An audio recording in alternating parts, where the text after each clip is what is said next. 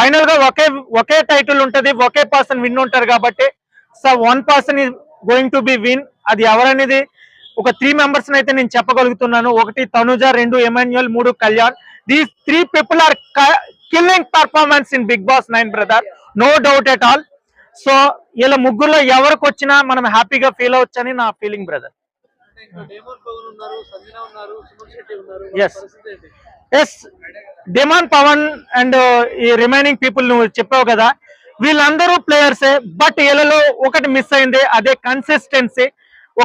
ఒక విన్నర్ కి కావాల్సింది ఏంటంటే consistence.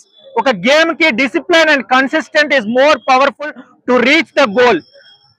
Discipline leads to habits, habits leads to consistency, consistency leads to growth of the success.